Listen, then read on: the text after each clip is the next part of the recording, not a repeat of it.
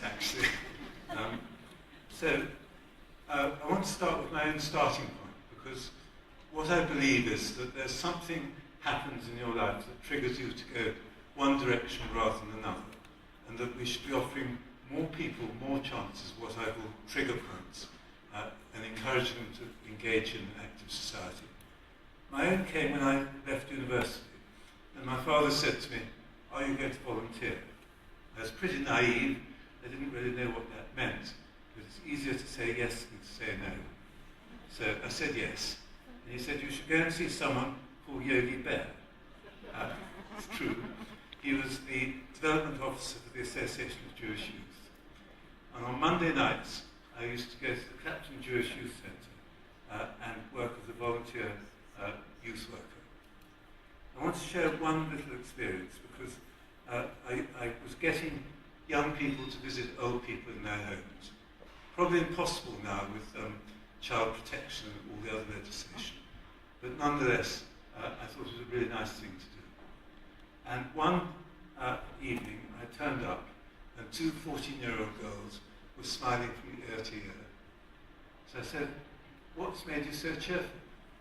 They said, "We've just taken the old person out for a walk." I said, "What's so special about that?" They said, "Well, she's been in her flat, housebound, for the last 3 years that she hasn't been out. So despite the fact there were care workers, health workers, social workers, nobody had thought that she might actually be taken out of her flat. So what did the girls do? Well, they borrowed a wheelbarrow. They put some cushions in it.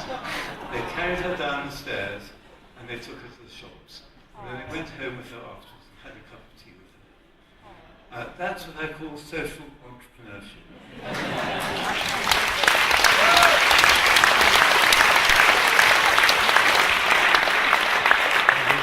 Give everyone wheelbarrows. Anyone, anywhere can do. You don't have to be a special person and a chauffeur fellow or anything like that.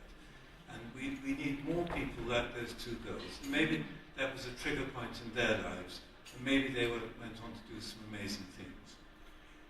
My first venture of my own was teaching English to immigrant children and families. And one of the interesting things is, despite the fact that later on I taught fundraising and wrote fundraising books, this organisation didn't have an organisation. It had no name, it had no money, it had no bank account. We just had about 300 volunteers giving English lessons once a week in people's homes and running a centre in Tower Hamlets at Thornley Hall. So you don't need money, just do it. And that's my second message. I want to just highlight two women in my life in different ways. The first is a lady called Erin Pitsey, who was the founder of Chiswick Women's Aid. And I was invited by someone called Neville Vincent of Bovis, who wanted to donate a house, to go and talk to her to see if she was a safe pair of hands to have a house donated. And I ended up working with Erin to help her establish the first women's refuge in the country. And she taught me several things. The first thing was that the process is as important as the product. And that the women coming into the refuge almost immediately were given the opportunity to help other women coming in, kept active in keeping the house running and in providing advice and help to the other residents. And this was part of their transformation back into normal human beings who'd escaped and coped with domestic violence.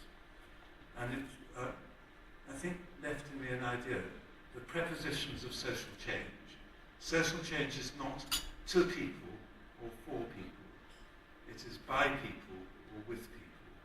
And I think if we get that right, we will be much more impactful.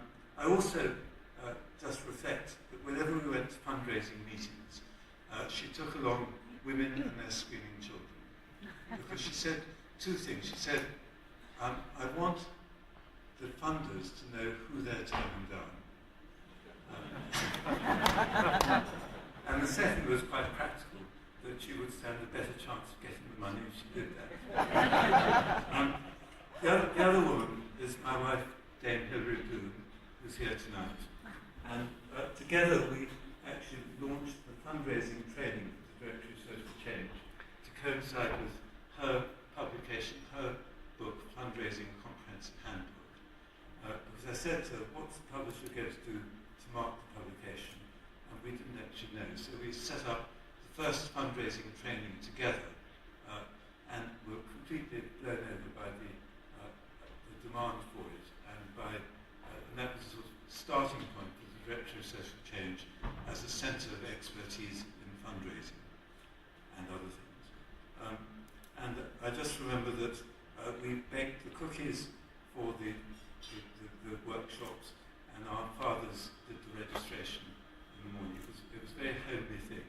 And over the years it developed into something which I was proud of when I left 20 years ago. And I would take issue with Stuart Hetherington. We were the publishers for the voluntary sector there.